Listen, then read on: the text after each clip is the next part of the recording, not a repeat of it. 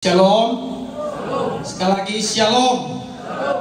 Kita bersyukur untuk pimpinan Tuhan. Sebagaimana saya berulang kali katakan di tempat ini, bahwa Tuhan sedang membawa gerejanya, khususnya LGC, untuk menghidupi prinsip-prinsip kerajaan Allah. Tapi sebelum kita menabur prinsip-prinsip kerajaan Allah, tentang prinsip gambar diri, tentang prinsip tinggal di dalam Tuhan, tentang prinsip penyerahan hak, tentang prinsip otoritas, terutama Tuhan membawa gereja kita untuk kita sama-sama mempunyai kesadaran untuk menaruh rasa hormat pada setiap ibadah kita, menaruh rasa hormat kepada setiap pelayanan yang dipercayakan kepada kita, terutama menaruh rasa hormat kepada seluruh kehidupan kita. Karena apa? Mimbar yang sesungguhnya adalah gerak-gerik, tindak tanduk apa yang kau nafaskan dalam kehidupanmu, memancarkan kebenaran dan memuliakan nama Tuhan. Minggu lalu kita mulai dengan materi yang pertama tentang membangun keintiman dengan Tuhan. Katakan bersama dengan saya, keintiman. Membangun keintiman dengan Tuhan. Minggu lalu saya kumpulkan pelayan, saya mengatakan kepada mereka, skill, tanggung jawab, mengulik lagu adalah bagian nomor 2, bagian nomor 3. Tapi apa yang engkau lepaskan dari mimbar ini, pengurapan yang engkau lepaskan, hadirat Allah yang engkau lepaskan, tidak pernah keluar dari kekuatan manusia. Itu selalu dikeluarkan oleh apa yang engkau tabur di dalam kamarmu. Bicara tentang apa? Kesediaan untuk merendahkan diri, kesediaan setiap hari untuk meminta karunia Allah, kesediaan setiap hari untuk ingin terhubung dengan Tuhan. Maka apa yang kau lepaskan bukan kepalsuan, bukan atraksi, tapi murni sesuatu yang kau lepaskan karena ada persekutuan dengan Tuhan. LGC, kita sedang belajar tentang keintiman. Makanya dalam 2 minggu kita kelompok doa, saya mengajar kita semua tentang bagaimana kita harus menyembah.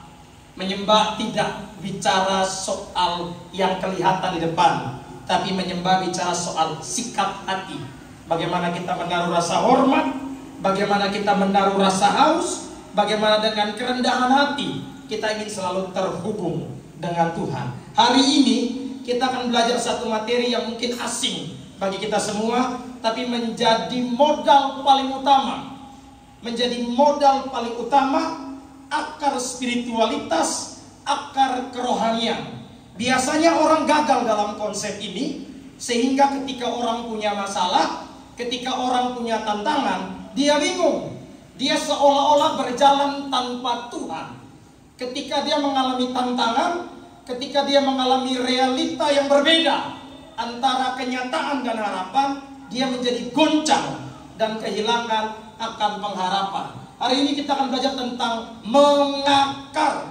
Hari ini kita akan belajar tentang mengakar. Tapi sebelum kita masuk lebih jauh pada materi ini, saya ingatkan kepada bapak saudara sekalian bahwa video minggu lalu pengajaran tentang keintiman sudah naik di YouTube saya, Petrus Yunus Rido. Cari saja di situ, Pendeta Yerobea Korapau, keintiman. Bapak Mama akan dengar itu supaya tidak terputus. Bapak Mama yang minggu lalu tidak hadir, nanti boleh dengar video itu. Tujuannya untuk memperlengkapi seri pengajaran kita supaya 3 bulan ini kita efektif untuk menggemburkan tanah. Gereja sibuk melakukan banyak program. Gereja sibuk melakukan banyak aktivitas kerohanian. Gereja sibuk untuk menciptakan banyak aturan. Tujuannya supaya apa? Tujuannya supaya kelihatan gereja itu rohani. Tujuannya supaya apa? Supaya kelihatan jemaat itu aktif. Tapi kalau kita melihat pada perjanjian lama, pada perjanjian baru, awal pembentukan bapak-bapak apostolik, gereja jauh sekali dari sorotan lampu seperti ini. Gereja jauh sekali dari speaker-speaker seperti ini. Justru gereja ada di kuburan-kuburan. Gereja di tempat-tempat sepi. Karena apa? Di dalam desakan, di dalam tantangan, mereka perlu untuk tetap terhubung dengan Allah. Oleh sebab itu, esensi bergereja adalah di luar semua penunjang ini, kita merindukan yang namanya keintiman dengan Tuhan. Minggu lalu Kakak Yero bahas tentang bagaimana kita harus mengambil sikap seperti Maria bersikap. Apa yang dilakukan oleh Marta dan Maria bukan benar salah, tapi prioritas. Apa yang dilakukan oleh Marta dan Maria bukan benar salah, tapi prioritas. Banyak orang sibuk untuk menjadi Marta di dalam gereja. Ibadah 1, ibadah 2, ibadah 3. Pelayanan 1, pelayanan 2, pelayanan 3. Tapi mereka tidak pernah mengambil posisi Marta untuk duduk, diam, dilayani oleh Tuhan, dilayani oleh hadirat Tuhan, dilayani oleh kebenaran. Sehingga tidak jarang banyak orang melayani bukan dari gairah akan Allah, tapi orang melayani dari kekeringan dan kepalsuan atraksi di mimbar. Maka LGC, kita semua yang hadir di sini, kita memecahkan semua spirit dan roh agamawi, hanya yang sekedar sibuk, tapi sungguh-sungguh apa yang kita lepaskan keluar dari keintiman, akan Tuhan. Kurang lebih itu yang diajar oleh Kakak Yero. Hari ini kita akan masuk mengakar selah. Katakan bersama, selah. Kegagalan berbuah diakibatkan oleh kegagalan mengakar. Kegagalan berbuah diakibatkan oleh kegagalan mengakar. Coba kita semua yang dari SD pernah ada praktek untuk menumbuhkan kacang hijau, pernah ada praktek untuk menumbuhkan buah tomat. Nanti teman-teman akan membuat eksperimen untuk melihat akar serabut yang mana, akar tunggal yang mana. Terus teman-teman, waktu teman-teman cabut, kemudian teman-teman mau tanam kembali. Tapi karena akarnya sudah putus, akarnya sudah patah, lama-lama pohon itu akan menjadi kuning dan kering. Masih bersama dengan saya? Pohon itu menjadi kuning dan kering. Kenapa? Karena akarnya telah rusak, akarnya tidak tertanam dengan kuat, maka akhirnya dia gagal untuk berbuah. Toh kalau berbuah, buah yang dihasilkan biasanya buah yang tidak sempurna. Buah yang dihasilkan biasanya buah yang tidak sempurna. Saya pernah mengajar di kelompok doa tentang the mother of sin. 3 akar dari dosa. 3 akar dari dosa yang membuat gereja akhirnya gagal berbuah. Yang pertama adalah kenajisan. Banyak pemimpin, banyak pelayan yang akhirnya jatuh dan tidak menghargai kekudusan Tuhan. Sehingga yang dilakukan di gereja hanya menyanyikan pujian dan melaksanakan liturgi. Mereka hidup dengan menikmati kenyamanan daging tanpa menghormati kekudusan Tuhan. Oh ya, itu banyak. Saya perlu sebut satu-satu toh. Perlu sebut satu-satu nanti masuk pendeta tukang julid dari mimbar. Tapi maksudnya apa? Akar dari kenajisan sering membuat orang gagal untuk berbuah. Karena apa? Yang dia lepaskan bukan kebenaran. Bagaimana mungkin orang yang tidak menghargai kekudusan Tuhan dapat memberikan buah yang benar tentang kekudusan? Akar yang kedua adalah akar cinta uang. Akar cinta uang. Saya sampaikan dengan segala hormat, saya tidak melarang orang untuk menata masa depannya. Saya tidak melarang orang untuk bekerja maksimal untuk apa yang dia percayakan. Tapi dengar baik, kalau engkau berpikir engkau bekerja dengan begitu keras untuk mengumpulkan uang begitu banyak, dan engkau merasa hidupmu aman, kamu sedang dalam posisi mencintai uang dan meragukan pemeliharaan Allah. Maka banyak sekali orang berusaha kencang sekali dalam hidupnya. Oh ya, uang dapat, oh mungkin tantangan dapat, oh mungkin hal-hal baik dalam hidupnya dapat, tapi tidak rasa damai. Tapi bertemu dengan orang yang salah, menemukan kesialan, seolah kering dalam hidup, seolah tidak diberikan karunia untuk menikmati. Itu akar dosa yang berikut, namanya cinta akan uang. Dan Anda tidak bisa memancarkan yang namanya iman, yang namanya mujizat, kalau Anda masih bersandar pada yang namanya uang. Tadi puji Tuhan, kalau Tuhan menyayangi umatnya, Dia akan banyak hajar Anda dalam area itu, supaya Anda tahu dan belajar untuk diam. merendahkan diri dan berkata, aku butuh penyediaan-Mu Tuhan ketimbang segala yang aku punya. Akar yang ketiga yang membuat orang gagal berbuah adalah kepahitan. Akar kepahitan sering membuat orang akhirnya gagal untuk merasakan kasih dan hadirat Tuhan. Supaya tidak bisa kasih bercampur dengan kepahitan, tidak bisa. Kepahitan adalah bentuk yang tidak kelihatan dari kesombongan telah menerima anugerah Tuhan, tapi tidak mau melepaskan pengampunan kepada orang lain. Itu akar kepahitan. Kepahitan adalah satu-satunya dosa yang kita buat, tapi kita tidak merasa salah. Beta pahit karena dia. Soalnya ada beta pahit karena beta. Soalnya ada. Yang ada beta pahit karena dia. Beta pahit karena dia. Kepahitan ini, Alkitab bilang, selalu menjauhkan orang dari kasih karunia Allah. Alkitab Ibrani 12 ayat 15 kalau tidak salah. Jangan engkau menjauhkan diri dari kasih karunia Allah supaya tidak muncul akar pahit dari hidupmu.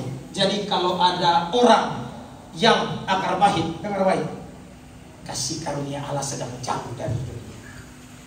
Kasih karunia Allah sedang jauh dari hidupnya. Dari 3 akar itu membuat orang gagal untuk berbuah. Ada kau yang kenajisan, ada kau yang cinta uang, ada yang akar pahit. Kakak, dari 3 kakak sebut, beta 4. Oh itu Lucifer berarti. Tapi biasanya orang Kristen sakit dalam area ini. Tahu, the father of sin, bapa dari dosa adalah kesombongan. Bapa dari dosa adalah kesombongan. Tahu kesombongan yang paling tidak kelihatan? Kesombongan paling tidak kelihatan adalah sibuk, lupa berdiam di hadirat Tuhan. Kesombongan yang paling kelihatan adalah sibuk, kelihatan rohani, kelihatan aktif, tapi lupa waktu-waktu. Saya tidak bicara soal jadwal, tapi saya bicara soal mental yang selalu membutuhkan kasih karunia Allah dalam hidup. Itu kesombongan, dan banyak sekali orang yang jatuh akan hal itu. Jangan tanya mental, ini darah sombong, ini banyak banget, bukan sedikit. Selalu ngobrol sama orang, apalagi di sidang MD, Bapak ya. Sidang MD ngobrol sama orang, ketemu pendeta yang begini, pendeta begini. Keinginan untuk sombong itu ada loh. Serius, saya cuma bilang, Tuhan, tolong saya. Tuhan, tolong saya. Dan tahu tidak, kalau orang berlama-lama dalam hadirat Tuhan, dia punya topeng satu-satu mulai buka. Topeng satu-satu mulai buka. Topeng satu-satu mulai buka. Kalau kita bisa bilang, Tuhan, ternyata saya sombong ya. Ternyata saya khawatir ya. Ternyata saya kekurangan iman ya. Ternyata banyak hal dalam hidup saya yang kurang ya. Dengar baik. Orang yang tidak terbiasa dalam hadirat Tuhan banyak ambil topeng dalam hidupnya. Tujuannya apa? Supaya jangan kelihatan kekosongannya.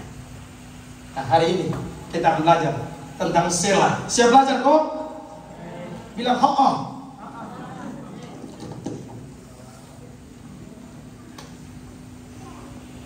Kau tahu nggak baca firman di belakang yang banyak?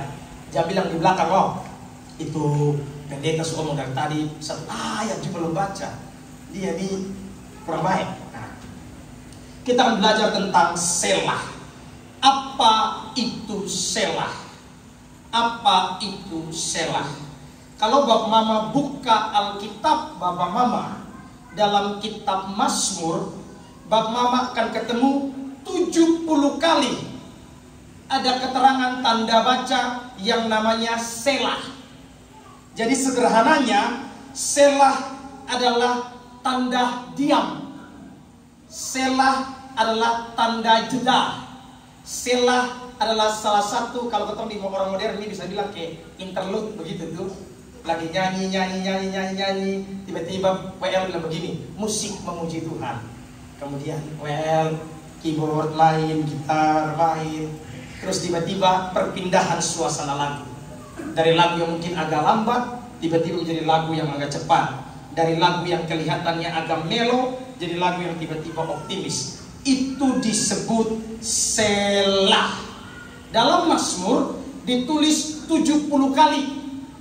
Dalam Habakuk ditulis 4 kali. Dalam Mazmur ditulis 70 kali, dalam Habakuk ditulis 4 kali. Berarti ada 74 kali. Waktu kita baca Alkitab, kita akan lihat itu Alkitab di Mazmur, terus kita baca.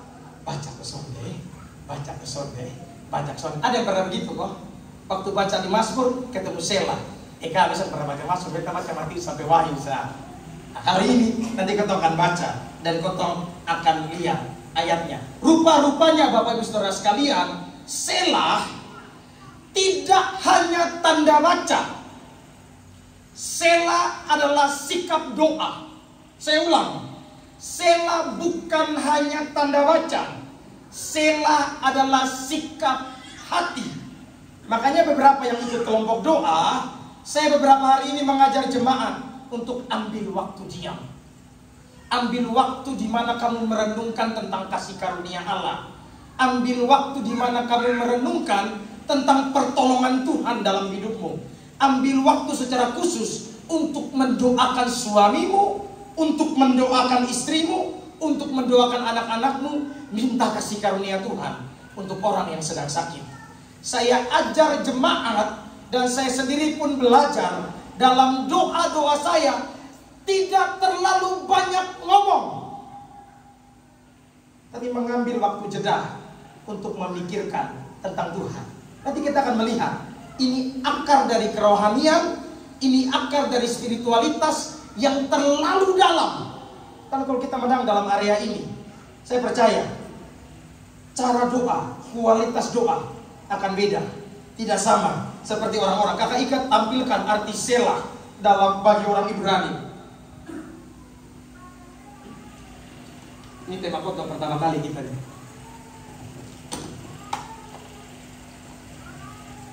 Nanti kita lihat contoh-contoh.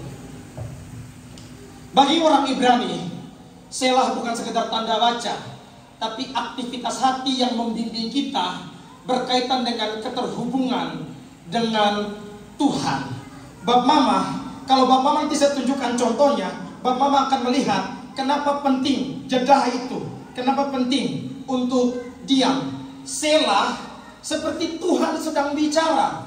Selah seperti Tuhan sedang bicara. Engkau sudah terlalu banyak sibuk. Engkau sudah terlalu banyak bicara atau cerewet.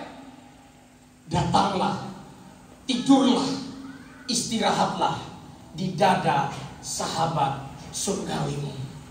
Bapak Mama, ketika kita punya tantangan, orang menyakiti kita, kita berdoa, Tuhan dari sakit hati Tuhan, saya sudah terlalu banyak buat untuk orang itu, tapi apa yang saya dapat, kutuk dia ya Tuhan. Ketika Tuhan izinkan sakit penyakit dalam kehidupan kita, Tuhan saya tidak siap Tuhan, ini terlalu berat untuk saya tanggung Tuhan. Nyatakan kuasa-Mu, nyatakan kesembuhan-Mu.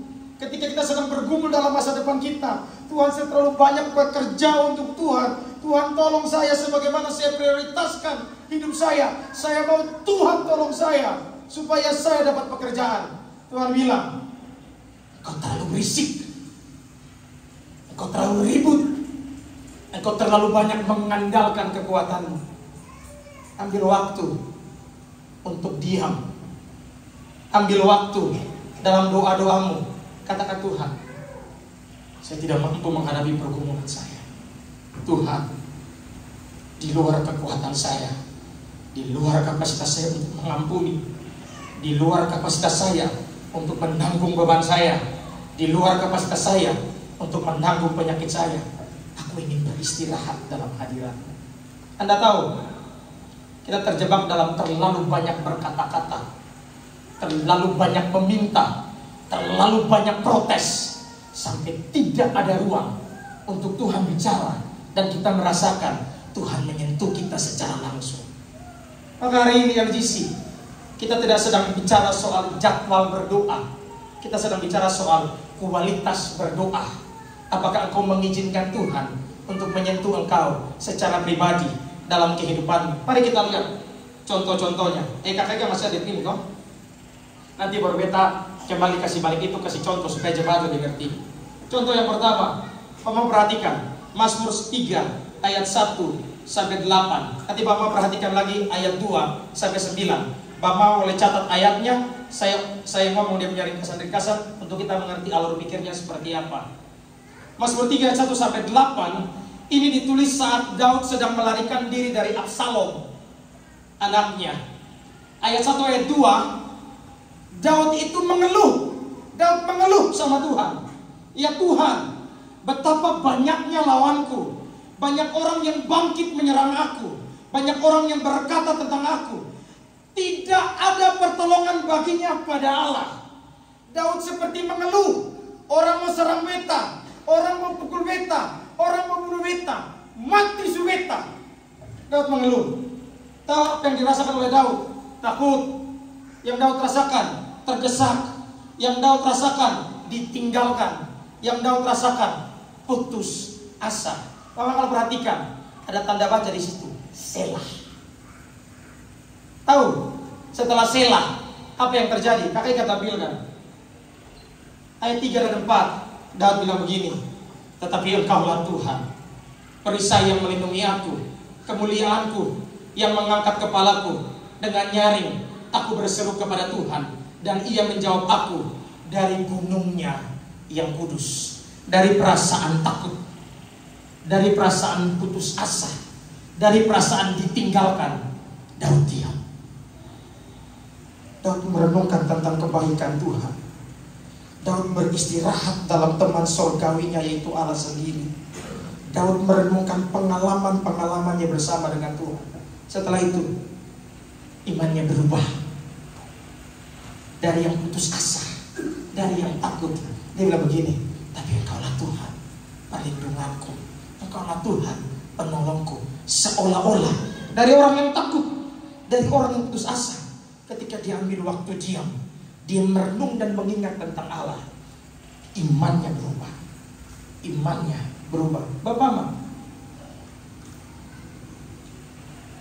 kita mengalami kegagalan menurut survei satu hari itu 18 kali. Kegagalan kecil maupun kegagalan besar dalam kehidupan kita. Dari umur 0 sampai 70 tahun minimal kita ada 5 sampai 10 kegagalan fatal dalam kehidupan kita. Jelas itu buat takut. Ada orang yang mengalami kegagalan dalam keluarganya. Ada orang yang mengalami kegagalan dalam integritasnya. Ada orang yang diizinkan untuk bangkrut. Ada orang yang diizinkan untuk sakit. Tahu, waktu mengalami itu tidak ada yang kuat. Yang gagal dalam integritas bilang begini, Tuhan beta sudah berdosa. Tuhan beta sudah layak. Tuhan buang beta sah, kasih murka beta sah. Yang mengalami bangkrut bilang begini, Tuhan beta capek. Beta sudah bangun ini begini lama. Tuhan beta capek. Beta hidup baru saja mau enak, harus mengalami seperti ini. Yang mengalami sakit bilang, Tuhan, kok kenapa harus saya? Saya orangnya baik kok. Saya orangnya tidak berbuat apa-apa kok. Kenapa harus saya?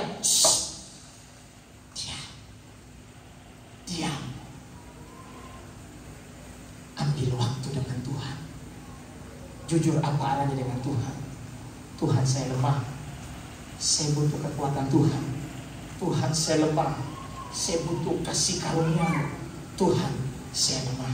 Makanya waktu Pastor Petrus datang untuk mengajar kita di hari Sabtu dan di hari Minggu, disuruh diam. Waktu disuruh diam, bingung mau buat apa. Waktu disuruh diam, aduh bebek kompor belum kasih mati deh. Waktu disuruh diam, aduh bebek jemuran belum angkat lagi. Waktu disuruh diam, ingat ini orang bernama kurang ajar, ini kalau bayar bebek utang. Waktu disuruh diam, pikiran kita lari kemana-mana. Kekhawatiran A muncul, ketakutan A muncul, kekurangan B muncul. Makanya banyak orang berdoa, tapi doanya tidak berkualitas. Karena apa? Gagal di Selah. Gagal di mengambil waktu untuk bersandar pada Allah. Gagal mengambil waktu jeda untuk diam dari seluruh kesibukan. Salah satu penulis buku rohani, dia punya judul Dunia Roh atau apa. Dia bilang begini, di tengah dunia yang sibuk mobilitas 24 jam, kalau Anda bisa membuat dunia berhenti saja 10 menit, suara Tuhan bisa diperdengarkan dan semua orang pasti bertobat. Sayangnya Dunia terlalu bising, dunia terlalu ribut. Bayangkan, banyak kita menyembah 2 jam, menyembah 3 jam, tapi tidak rasa apa-apa, rasa kering saja. Kenapa? Kita terlalu banyak dikte Tuhan, kita terlalu banyak gombal sama Tuhan, sampai kita lupa kita dalam titik-titik lemah kita, kita dalam titik-titik kering kita, dan kita hanya butuh Tuhan, layani aku, Tuhan sentuh aku, Tuhan tegur aku. Tahu, waktu Yesus bilang begini, makananku ialah melakukan kehendak Bapa. Kalau Bapa membaca, dia punya rentetan ayat, itu Yesus lagi capek sekali. Yesus lagi capek sekali. Tahu waktu Yesus bilang begini, kuk yang kuberikan ringan dan enak. Tahu kuncinya di mana? Kuncinya pagi benar, atau Yesus selalu mengambil waktu sepi. Oh ya, dia Tuhan. Oh ya, dia punya kuasa. Oh ya, dia tidak terbatas. Tapi dia mencontohkan kunci pelayanan yang efektif, kunci pelayanan yang bergairah, kunci pelayanan yang tidak membuat engkau capek adalah ketika engkau tahu bahwa keterhubungan dengan Tuhan adalah hal yang paling utama. Tahu akar dari keterhubungan itu? Selah. Tahu, banyak hubungan yang rusak ketika istri tidak memberikan ruang untuk suami bicara. Cerewet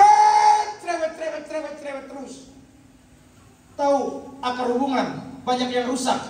Suami tidak memberikan kesempatan istri untuk menjelaskan. Langsung stigma negatif. Banyak orang terlalu ribut, banyak orang terlalu cerewet. Apalagi yang punya tai lalat tua di sini. Banyak sekali. Tapi akhirnya apa? Kau pelayanan, iya. Engkau ibadah, iya. Engkau melakukan banyak hal, iya. Tapi kering.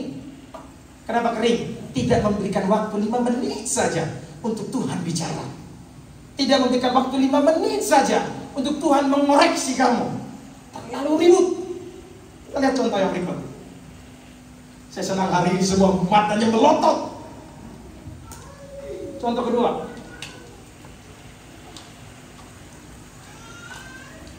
Mazmur 77 ayat 1 sampai 20. Bapak nanti pulang baru baca. Saya jelaskan strukturnya saja kepada kita semua. Sebelum Selah, perhatikan sebelum Selah. Aku berseru-seru kepada Allah. Aku tidak mendapat hiburan. Stres berat dia berhenti. Dia seperti galau setengah mati. Aku susah hati dan semangatku lesu. Terus ada tanda baca. Selah. Depresi rohani, merasa ditinggalkan, kering. Padahal sudah sering pelayanan. Lanjut kakak. Setelah Selah ayat 4 dan sampai 9. Apakah untuk selama-lamanya Tuhan membuang? Apakah kasih setianya telah berakhir? Itu kalimat puisi tentang retorika. Daud mau bilang begini, atau pemazmur mau bilang begini, Tuhan tidak akan buang saya. Tuhan tidak akan buang saya. Dan kasih setianya sampai selama-lamanya. Waktu Daud depresi, waktu Daud susah, waktu merasa kering, ambil waktu diam, merenung tentang kasih Tuhan, merenung tentang pertolongan Tuhan, merenung tentang kebaikan Tuhan, merenung tentang kasih dan hikmatnya. Daud berubah. Dia bilang begini, Tuhan sudah mungkin buang beta, Tuhan sudah mungkin berubah setia akan janjinya. Perhatikan, sangat powerful, berdiam di hadirat Tuhan. Berdiam di hadirat Tuhan. Saya waktu mempersiapkan firman ini, saya iseng-iseng buka lagunya Sydney. Terus dia punya salah satu lagu yang ikonik tuh, ajarku berdiam dekat di hatimu, di sana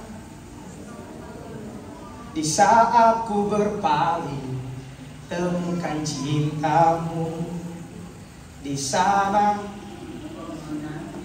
untuk bawaku lagi bersekutu dalam damai yang sejati.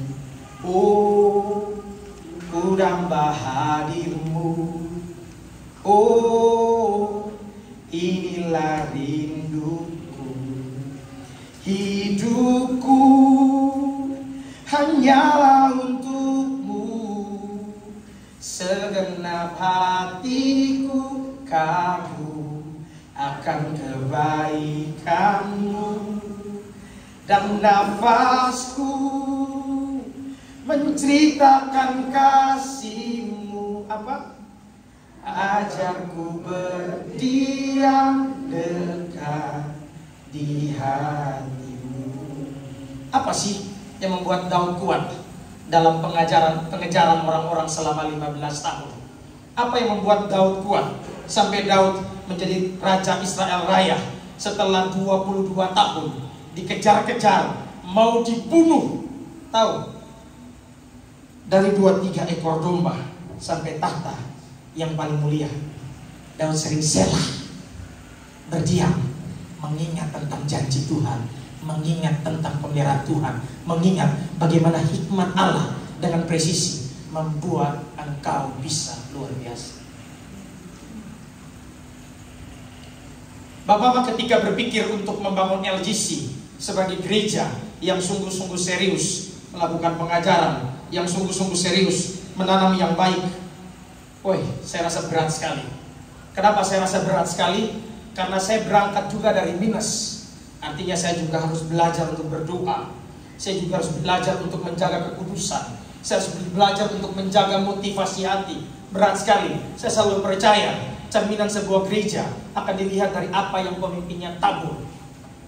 Oh ya, saya tahu ketika saya cuma tabur doktrin saja, itu penting untuk dasar imanmu. Tapi kalau tidak direspon dengan tanah hati yang subur, percayalah, engkau akan jadi orang norak di Facebook yang tiap hari komen, itu doktrinnya salah, itu pengajarannya salah, hahaha, bodoh sekali.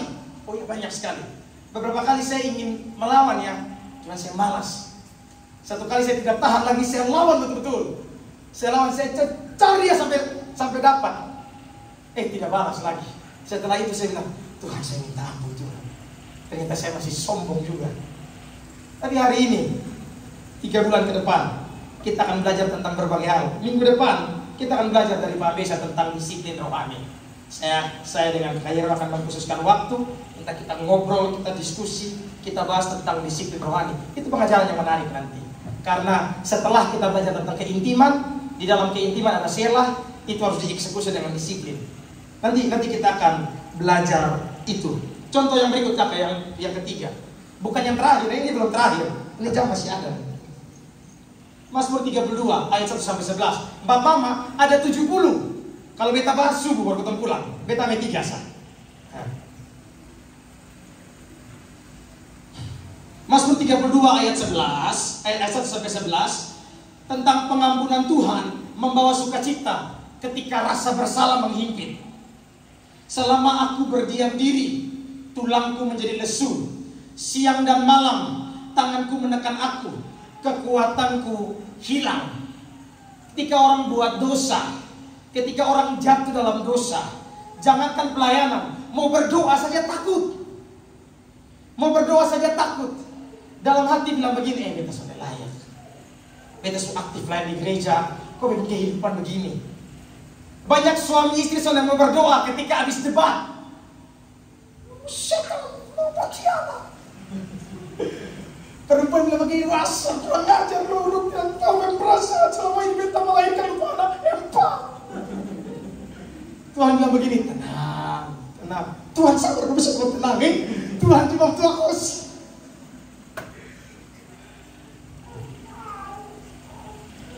Daud pernah jatuh. Yang dilakukan Daud sangat menjijikkan di hadapan Tuhan. Daud jatuh dengan Bathsheba dan dia melakukan sebuah persekokolan untuk membunuh Uria. Tahu yang Daud lakukan adalah pemerkosaan, perampasan hak, dan pembunuhan berencana. Ini karena pasal berlapis nih. Kalau sekarang itu karena titik-titik ancol, bukan cuma hukum mati. Tadi pakai peluru AK-47 10 biji. Dan tulangku terhimpit, rasa bersalah yang menekan begitu berat, tulangku terhimpit. Setelah selah, dosaku Aku beritahukan kepadamu. Daud jujur di hadapan Tuhan. Engkaulah tempat persembunyianku. Mau pakai bahasa Kupang? Mau ancor-ancor, yang penting ancor di tangan Tuhan. Dan engkau menjaga aku dari kesesakan, rasa tertuduh, rasa takut, rasa ditolak oleh Tuhan. Selah, diam, mengingat anugerah Allah. Yohanes 3:16, karena begitu besar kasih Allah akan dunia ini, Dia mengaruniakan anaknya yang tunggal. Efesus 2:8 dan 9, kamu dibenarkan bukan karena kekuatan, tapi karena kasih karunia Allah yang kau terima secara cuma-cuma. Dia 1 Yohanes 1 ayat 9, ketika kau datang kepada Tuhan mengaku dosamu, Ia akan menyucikan engkau dari segala kesalahanmu. Engkau diam, engkau merenungkan kebenaran, engkau merenungkan kebenaran, engkau merenungkan kebenaran. Imanmu berubah, imanmu berubah. Dosaku, ku beritahukan kepadamu. Engkaulah tempat persembunyianku. Engkau menjaga aku terhadap kesesakan. Penuh penerimaan, mendapat pendamaian dengan Tuhan, hidup merdeka. Tahu apakah setan berhenti? Setan tidak berhenti. Ketika kau berdoa, setan akan ingatkan tentang masa lalumu. Ketika engkau berdiam, setan akan selalu mengintimidasikan engkau tidak layak, engkau tidak layak. Ketika kau diam, engkau ada dalam kesesakan. Banyak orang tidak menang dalam selah. Dia sibuk aktivitas rohani, tapi itu hanya untuk membayar rasa bersalah, bukan untuk memuliakan Tuhan. Tapi kalau engkau merdeka dalam hal selah, engkau akan tahu pembenaran itu bukan karena kekuatanmu kok, tapi engkau menerima pembenaran daripada Tuhan. Saya pernah sampaikan kepada Kakak Yero, apa sih yang dimaksud dengan pembenaran? Pembenaran itu ketika ada orang salah tulis, orang salah coret, terus pakai tip X, jadi putih kok,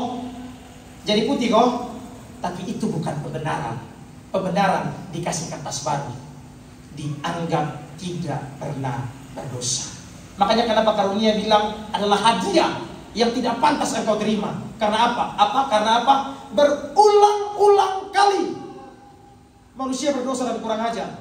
Tapi ketika manusia datang, Tuhan, aku butuh karuniamu, aku butuh pertolonganmu, aku butuh pengampunanmu, maka Allah tidak berlambat-lambat untuk membersihkan dan menyucikan engkau. Tapi yang terbaik, Allah, karunia Allah bukan untuk dipermainkan, tapi karunia Allah untuk terus bergantung pada Tuhan. Kasih tepuk tangan untuk Tuhan.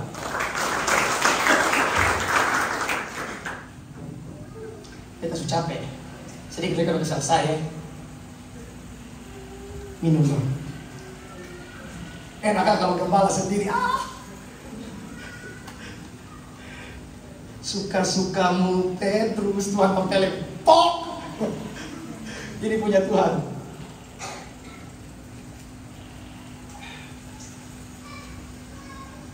Why? Mengapa kita butuh selah?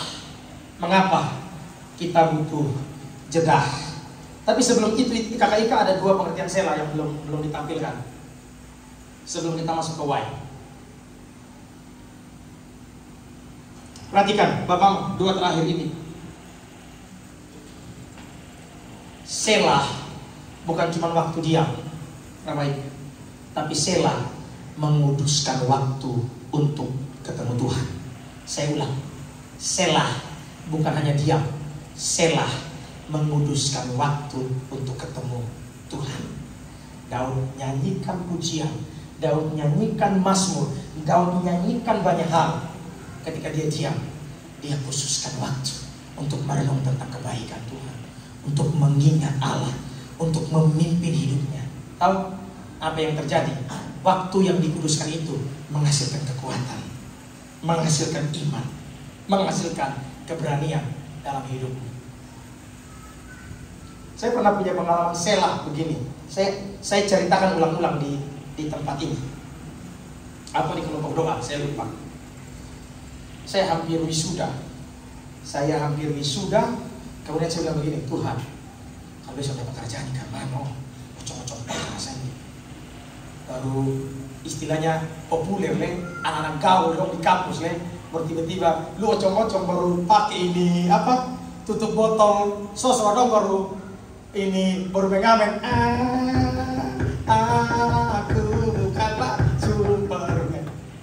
5.000 Pak, 2.000 Pak. Woi kan parah kok. Saya masuk tempat wisuda. Biasalah ada ibadah awal, ibadah singkat. Saya tidak tahu kenapa, mungkin capek atau Tuhan bawa saya. Lupa lah saya kejadian seperti itu. Saya cuma duduk. Semua berdiri, saya duduk. Momennya saya lupa awalnya seperti apa. Saya nangis. Saya seperti dibukakan seperti film. Dibukakan film seperti apa? Dibukakan film orang tua sakit seperti apa? Dibukakan film perjuangan ke Jakarta seperti apa? Dibukakan film tentang perjuangan untuk cari uang bayar kuliah seperti apa?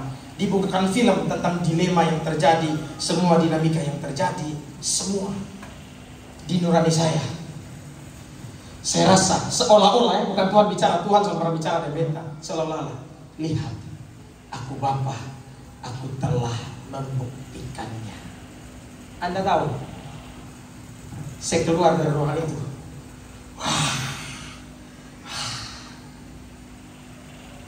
Sudah dapat jawaban? Belum. Tapi yang berubah adalah imannya. Yang berubah adalah kekuatannya. Yang berubah adalah cara pandangnya. Dengar baik. Kalau Tuhan sayang kita, Dia tidak akan buru-buru jawab kita sebelum cara pandang dan iman kita berubah. Saya ulang. Kalau Tuhan belum jawab doa kita, Dia tidak akan buru-buru jawab sebelum iman dan cara pandang kita berubah. Karena kalau hanya targetnya menjawab pergumulanmu dengan masih cara yang sama, dengan masih pandangan yang sama, makin rusak. Tapi kalau dengan sikap yang benar, respon yang benar, oh iya, jelas akan beda. Dan pasti tidak ada ruang pada kesombongan. Banyak orang yang tidak mengerti Sela ini, hidupnya sukses. Dia bilang begini, bukan karena Tuhan, itu karena kotong nih orang tua semua berdoa kami di Tuhan, kotong tidak pernah begini, bayar nasar di gereja begini, kotong. Omong tentang Yesus satu sah, tapi omong tentang kotong. Kenapa? Sudah diberkati, tapi tidak mengerti berkatnya dari Tuhan, kacau balau. Menampilkan apa? Kesalehan rohani seolah-olah alat tukar dengan Tuhan. Bukan begitu. Kita akan lihat Selah bukan hanya tanda baca. Saya masih punya waktu sekitar 15 menit. Selah selalu kaitannya dengan menyembah. Saya ingin kakak Ika buka Yesaya 40 ayat 31. Yesaya 40 ayat 31. Ada satu konsep yang saya ingin ajarkan kepada kita.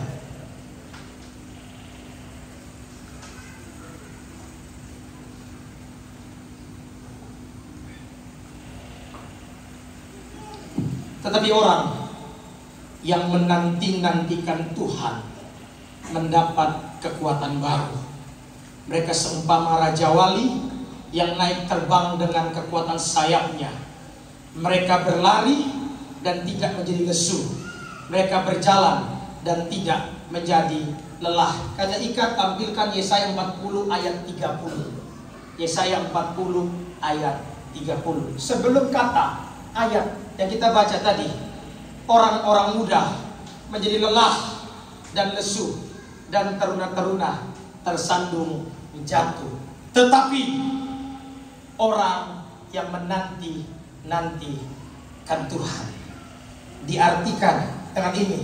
Bapak kalau cari kaitannya, Bapak akan ketemu kata kafah.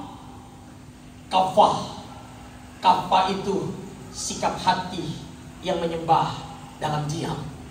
Sikap hati yang menyembah dalam diam. Mau tahu arti kafah seperti apa? Arti kafah adalah seorang koboi yang turun berperang, ada kudanya. Pernah nonton koboi? Ada pistolnya di sini. Dia turun dari kuda, ada tali kuda. Dia ikatkan terus talinya,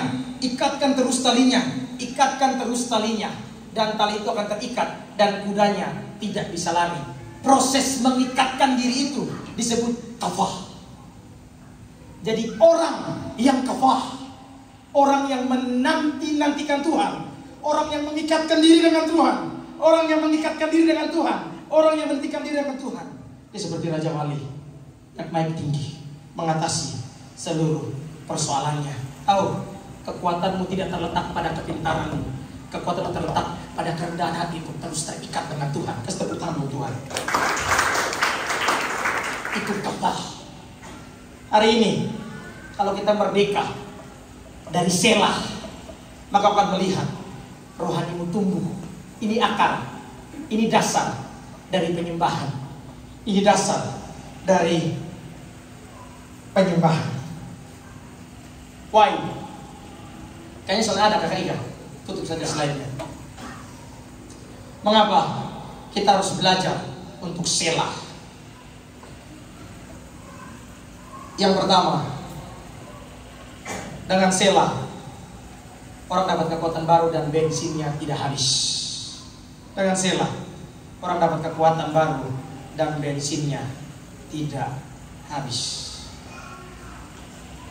Beberapa hal yang Pastor Petrus suruh bilang ke saya, Bang Pen, kayaknya kamu capek, liburin aja pelayanan kamu 1 bulan aja. Terus dia bilang, jangan Pes, ini jemaat baru dibangun, kalau libur 1 bulan hilang semua. Maksudnya cuma hari Minggu saja. Terus bagaimana solusinya menurut kamu? Ya saya bilang, Pes, saya coba akan belajar seperti anak bayi dari awal lagi. Saya tidak bilang sempurna ya, tapi beberapa orang yang bersama-sama dengan saya bisa rasa saya punya gairah yang baru. LGC punya gairah yang baru. RGC punya arah yang baru. Terbaik. Yang mau ikut gerbong ini, pasti engkau akan dibawa pada pertumbuhan. Yang mau ikut gerbong ini, pasti engkau akan dibawa pada pertumbuhan. Yang kedua, orang yang merdeka dengan Selah, pasti imannya bertumbuh.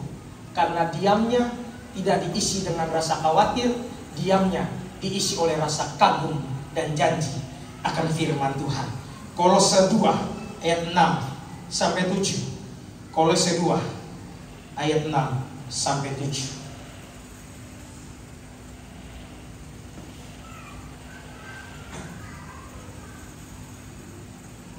Kamu telah menerima Kristus Yesus Tuhan kita. Karena itu hendaklah hidupmu tetap di dalam Dia.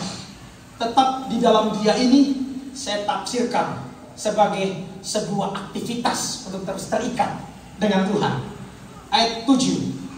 Hendaklah kamu berakar di dalam Dia, dibangun di atas Dia, dan hendaklah kamu bertambah teguh dalam iman yang telah diajarkan kepada kamu, dan hendaklah hatimu melimpah dengan ucapan syukur.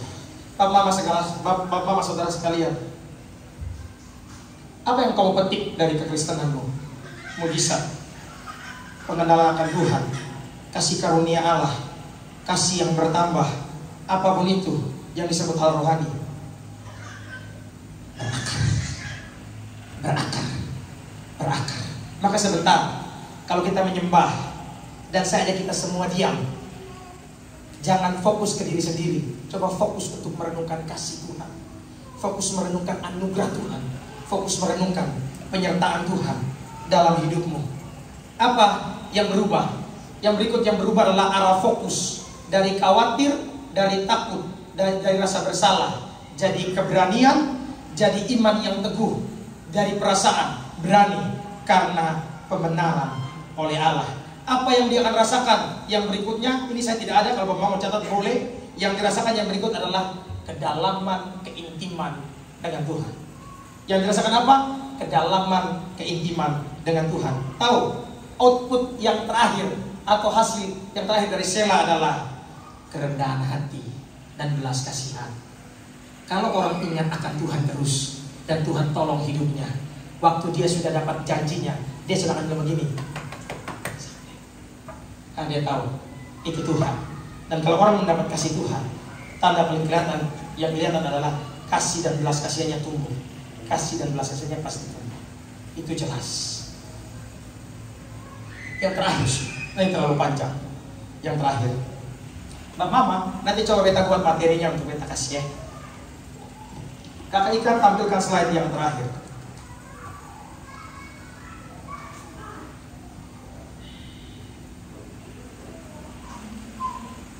Lanjut. How? Bagaimana?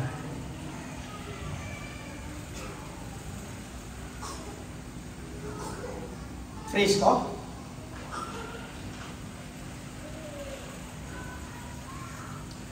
Oke, kita lanjut dulu sambil Kakak Ika mempersiapkan. Sudah. Yang pertama, bagaimana untuk kita belajar selah? Yang pertama, dalam doa-doa kita, ambil momen untuk diam merenungkan Allah. Ambil momen untuk apa? Diam merenungkan Allah. Ini penting sekali. Minta maaf ya, saya tafsirkan ini dari hal praktikal. Saya baca untuk kita semua. Diam bukan pasif. Diam itu ibadah. Saya ulang. Diam itu bukan pasif. Diam itu ibadah. Kenapa? Selah tidak pernah luput dari nyanyian pengagungan Daud. Selalu pasti ada. Selalu pasti ada. Kenapa? Ada proses switching di situ, pertukaran. Tetapi orang yang menanti-nantikan Tuhan mendapat kekuatan baru. Dari awalnya terunda muda, lesu. Dari awalnya mereka tidak dapat kekuatan. Tetapi orang yang selah, orang yang kafah mendapat kekuatan baru. Ada proses pertukaran di situ. Belajar diam gampang kok. Proses menaklukkan daging. Proses menaklukkan daging. Coba, habis ini pulang, terus berdoa, terus diam.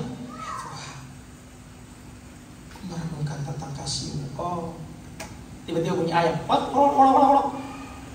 Tiba-tiba bunyi suami yang panggil istri.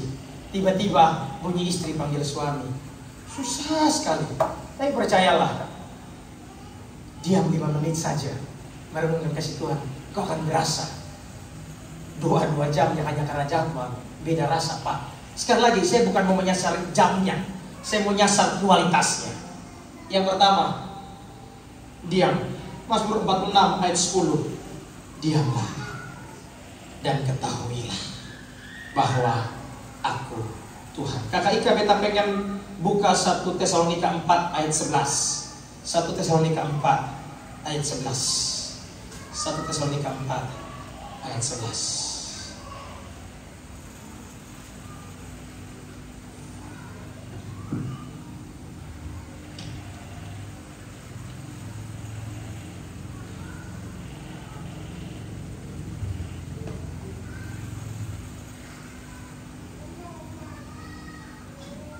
Dan anggaplah sebagai suatu kehormatan untuk hidup tenang, untuk mengurus persoalan-persoalan sendiri dan bekerja dengan tangan seperti yang telah kami pesankan kepadamu. Mama lihat di ayat 11 bagian A, suatu kehormatan untuk hidup tenang di situ. Waktu saya cek, bukan satu kehormatan untuk hidup tenang, tapi sebuah kehormatan untuk belajar tenang. Sebuah kehormatan untuk belajar berkonsentrasi. Susah? Susah. Tapi kalau kita menang dalam area kafah, engkau akan lihat, mungkin 1 kata, 2 kata, atau tidak 3 kata, tapi air matamu menjadi persembahan doa terbaik. Dengar baik, sahabat surgawimu tidak pernah berlambat-lambat.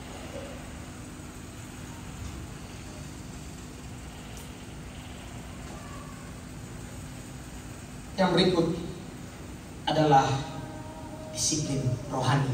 Yang minggu depan kita akan belajar. Yang terakhir dan paling terakhir, di momen seperti apa untuk kita selah. Di momen seperti apa untuk kita selah. Ini sudah yang paling terakhir. Turun ke bawah saudara. Yang pertama, Lukas 22 ayat 19. Lalu ia mengambil roti, mengucap syukur, memecah-mecahkannya dan memberikan kepada mereka. Katanya, perhatikan, inilah tubuhku yang diserahkan bagi kamu.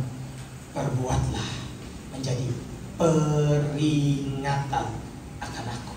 Tiap kali kita makan perjamuan kudus, ada proses latihan selah.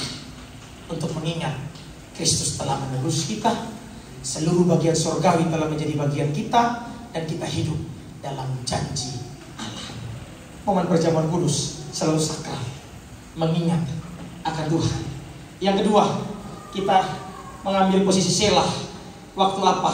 Kapan kita menerapkan selah?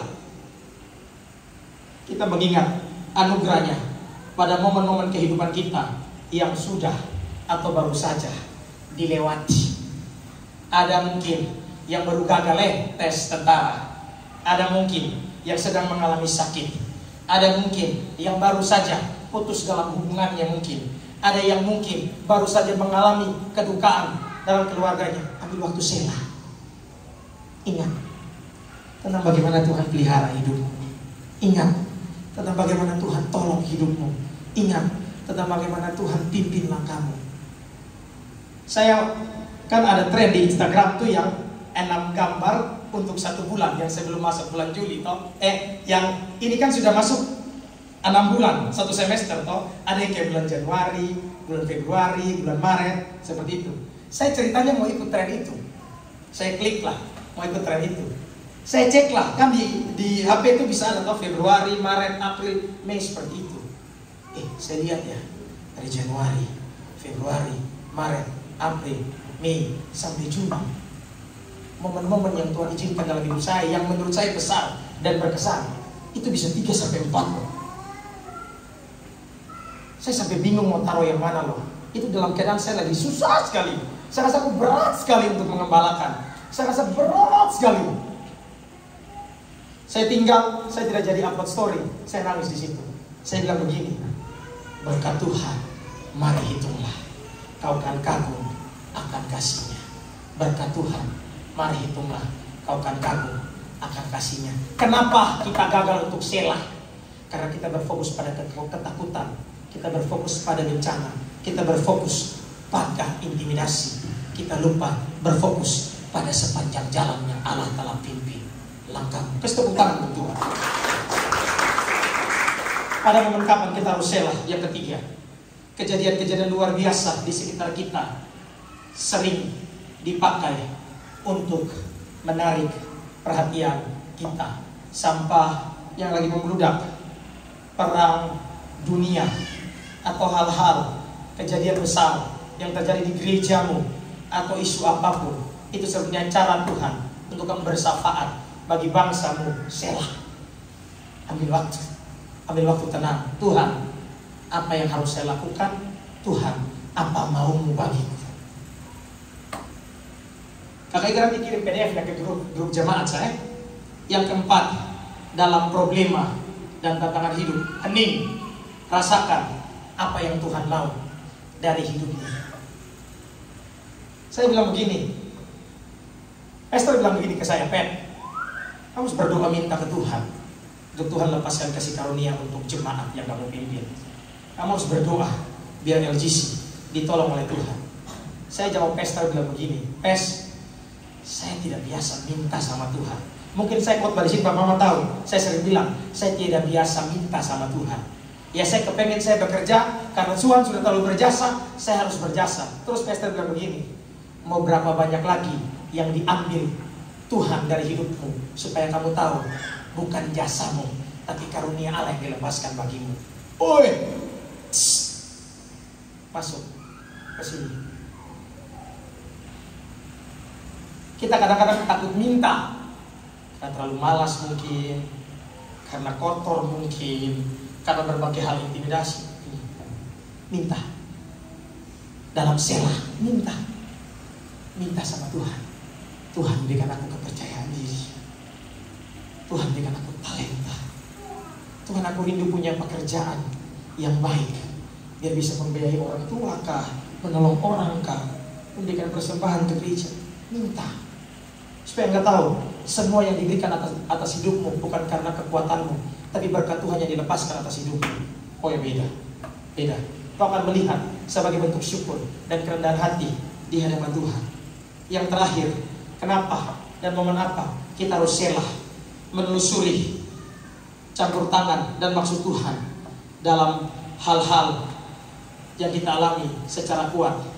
Marahkah sedihkah, gembira, tercengang, luka hati, bahkan dalam ambil keputusan, selah, Tuhan tolong saya, benar tidak saya ambil keputusan ini? Diam, minta pada Tuhan. Dalam keadaan diam, Tuhan tolong saya, Tuhan tolong saya.